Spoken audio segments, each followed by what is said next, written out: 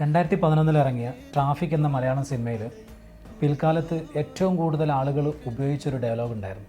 അതിങ്ങനെയായിരുന്നു: നിങ്ങളുടെ ഒരു നോ ഇവിടെ ഒന്നും സംഭവിക്കാൻ പോണില്ല, പക്ഷെ മറിച്ച് നിങ്ങളുടെ ഒരൊറ്റ യെസ് അത് നാളെ വരാൻ പോകുന്നൊരു ചരിത്രമാകുമെന്നാണ്.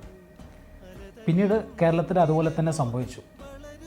ആ ഒരു ഡയലോഗെ ഇൻസ്പയർ ചെയ്ത് ഒരുപാട് സംഭവങ്ങൾ നമ്മുടെ മുമ്പിൽ ഉണ്ടായിട്ടുണ്ട്. ഒരുപാട് ആളുകൾക്ക് ആ ഒരു ഇൻസ്പിറേഷൻ ലഭിച്ചിട്ടുണ്ട്.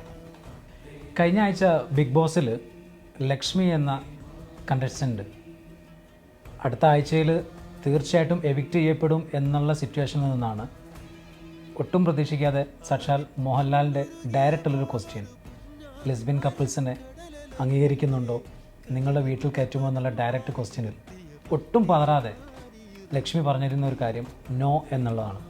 ആ ഒരൊറ്റ നോയിൽ അതുവരെ ഫാൻ ബേസിൽ ഏറ്റവും പുറകിലുണ്ടായിരുന്ന ലക്ഷ്മി കണക്കുകൾ അനുസരിച്ച് ഇപ്പോൾ ഏറ്റവും കൂടുതൽ ഫാൻസുള്ള ഒരു കണ്ടസ്റ്റൻ്റായി മാറിയിരിക്കുകയാണ്. ഞാൻ പറഞ്ഞു വരുന്നത്, നമുക്ക് പറയാനുള്ള നോ എന്നുള്ളത് ആരുടെ മുഖത്ത് നോക്കിയും ചങ്കൂറ്റത്തോടെ, ധൈര്യത്തോടെ, കോൺഫിഡൻറ്റോടെ പറയുക എന്നുള്ളതാണ്. അത് നമ്മുടെ എതിര് നിൽക്കുന്ന ആളുകൾ എത്രത്തോളം ഉയർച്ചയുള്ള ആളുകളാണെങ്കിലും നമുക്ക് പറയാനുള്ള കാര്യങ്ങൾ കൃത്യമായി നിലപാട് പറയാം എന്നുള്ളത് തന്നെയാണ്.